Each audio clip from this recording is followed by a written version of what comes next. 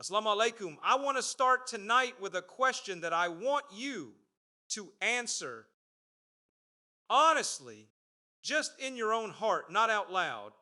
When was the last time you gave charity and made absolutely sure that no one saw you do it? Not your spouse, not your friend, not even the person sitting next to you. No photo, no story posted online, no mention in conversation later. I helped that family last week. Just you, the person you helped, and Allah. If it's been a while, you are not alone. We live in a time where even our good deeds have become public performances. We give, and almost instinctively, we want someone to know. We donate, and a part of us wants the recognition, even if just a quiet nod of approval. But tonight, I want to share with you something different, something quieter, something far more powerful than anything you'll ever post or announce. I want to talk to you about secret charity, hidden giving, the kind of charity that the people around you will never know about, but that the angels above you will never forget. And I want to tie this specifically to the days we are living in right now, the blessed days of Muharram, because there is something special about charity given during this period. It is connected, as we will see tonight, to three things every single human being on earth is desperately searching for: peace in the heart, protection from harm, and rizq, sustenance, provision that keeps flowing even when the world feels uncertain. Let me ask you this: how many of you are carrying some kind of anxiety right now about your finances, your health, your family, your future? Raise your hand in your heart, even if you won't raise it physically. Now imagine if I told you that there's a category of deed, simple, accessible to every person in this room, regardless of how much wealth you have, that has been described as a means of calming the heart, protecting you from calamity, and opening doors of provision you never expected. Would you not want to know what it is? Tonight, I'm going to share with you three forms of secret charity, specifically tied to these blessed days of Muharram, that I believe, if you implement them sincerely, can genuinely shift something in your life. Not because charity is magic, but because charity given with sincerity, given quietly, given expecting nothing from people, has always been one of the most powerful means of drawing the mercy of Allah into our affairs. Stay with me till the end, because I'm also going to tell you exactly how to apply each of these practically starting tonight. Before we get into the three specific charities, let's understand why Muharram, of all months, carries this special connection to provision and protection. We've already established that these are sacred days, days that mark the beginning of the Islamic year, days tied to the story of an oppressed nation being delivered from tyranny against all human expectation. When a nation stood at the edge of a sea with no way forward and an army closing in from behind, relief did not come through their own strength or planning. It came purely through mercy. At the last possible moment, when they had nothing left to rely on except their Creator. This, brothers and sisters, is the spirit of Muharram. It is a month that teaches us that relief, provision, and protection often arrive not because we earned them through our own power, but because mercy intervened in our most desperate moment. It already carries this exact same spirit. When you give to someone in need, especially quietly, especially without announcement, you are essentially saying, I trust that what I give will be replaced by my Lord, not by recognition from people. You are stepping out, just like that nation stepped onto a dry path through the sea, trusting that what seems like a loss, your money leaving your hand, is actually the beginning of an opening.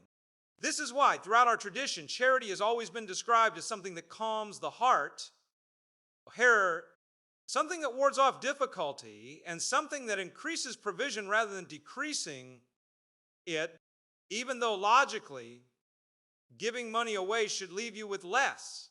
Spiritually and practically, it rarely works that way for those who give with sincerity. So as we move into these 3 secret charities, keep this principle in your mind. What you give quietly in these blessed days is not leaving your life.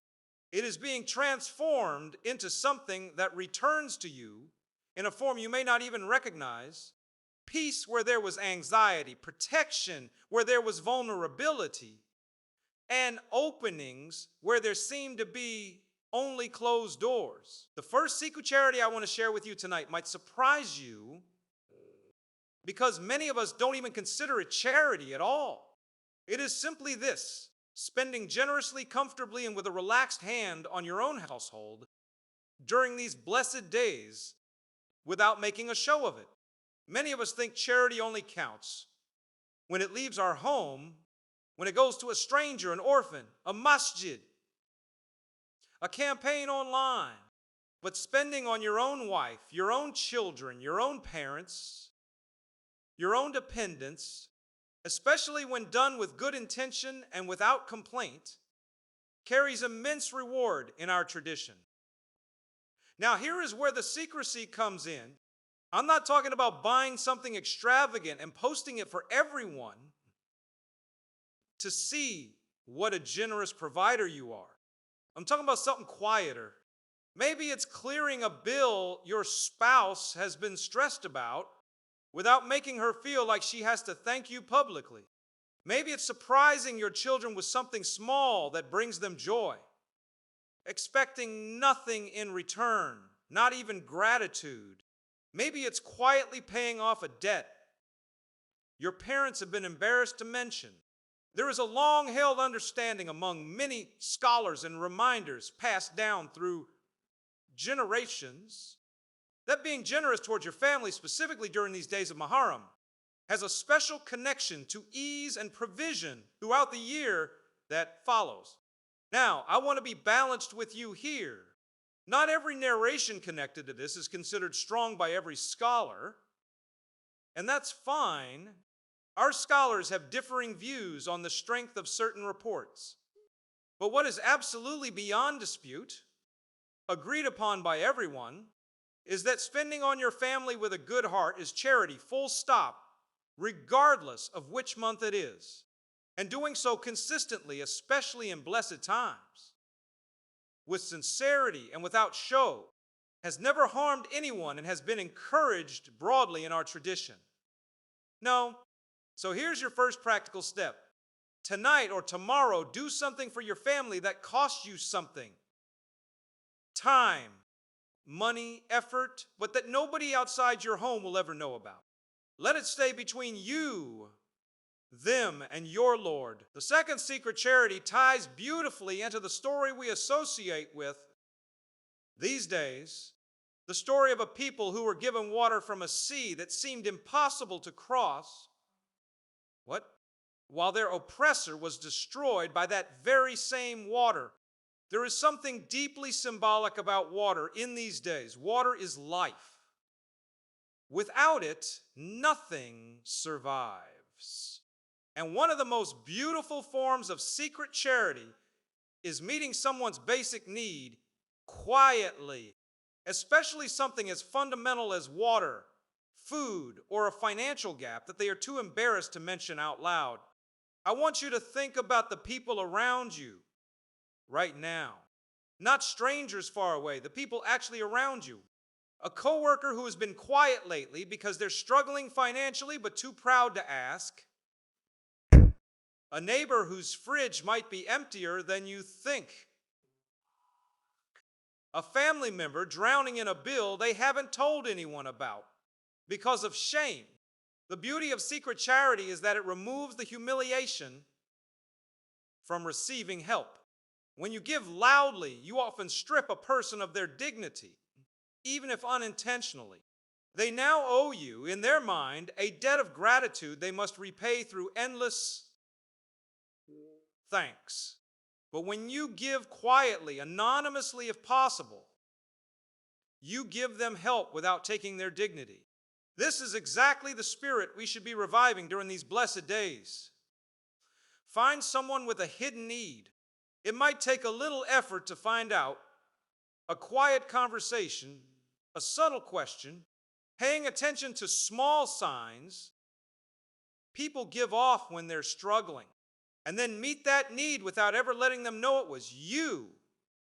Drop off groceries anonymously, pay a bill directly without your name attached. Slip money into an envelope and leave it where they'll find it. There is something profoundly powerful about a need being met by an invisible hand, because it reminds the receiver that they are not forgotten, even when they feel alone. And it reminds you, the giver, that you don't need recognition to feel the reward of what you've done. The third secret charity is perhaps the deepest of the three, because it deals not just with money, but with someone's emotional and mental weight. This is the charity of quietly relieving someone of a burden they've been silently carrying.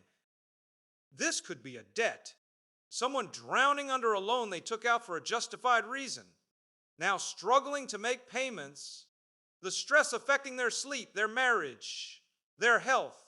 Imagine being the reason that weight is lifted off their shoulders and they never even know it was you. This could also be an emotional burden. Someone who has been wronged, and you quietly defend their honor in a gathering where they're being spoken about unfairly without ever telling them you stood up for them. Someone going through a difficult diagnosis, and you arrange help for their family without making it known. This could even be the burden of isolation. Someone who feels completely alone in this world, and you make it a mission to check in on them regularly, not as a one-time gesture for the sake of these 10 days, but as something you commit to continuing while never making them feel like a charity case. What ties all three of these secret charities together is this: every single one of them requires you to fight your own ego. Your ego wants credit. Your ego wants to be known as generous, as kind, as the helper. Secret charity is, in many ways, a direct battle against that ego, and that battle itself is part of why it carries such weight before your Creator. Brothers and sisters, when you fight your ego for the sake of someone else's relief, and you do it purely seeking the pleasure of your Lord, this is when charity transforms from a transaction into worship.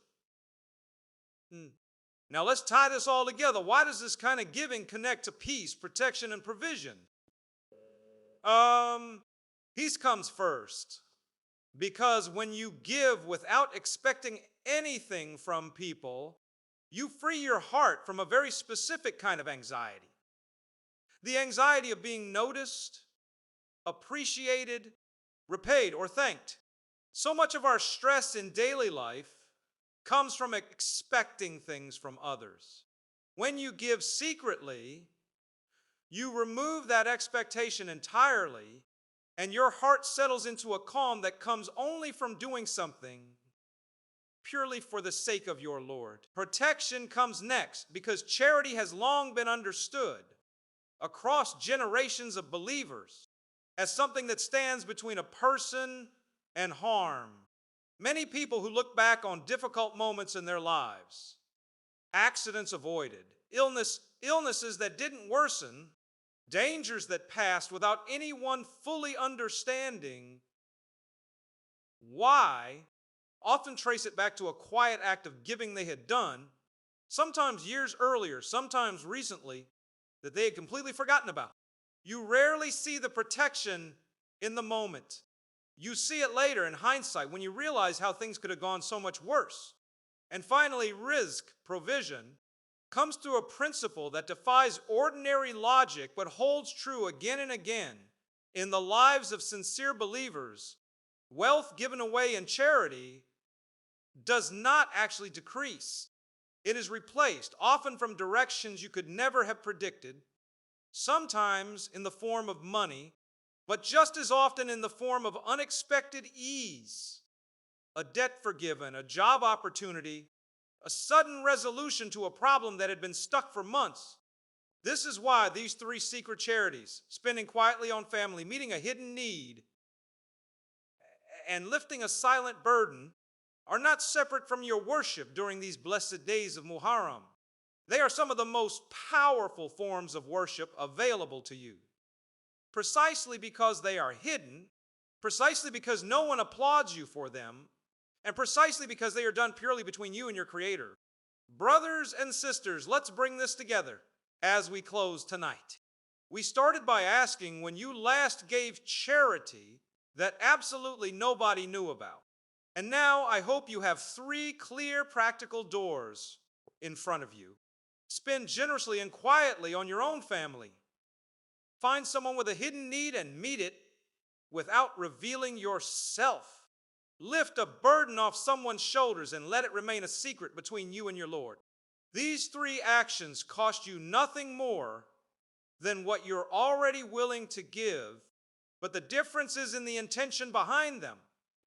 Wow, quiet, sincere, seeking nothing from anyone except the pleasure of your Creator.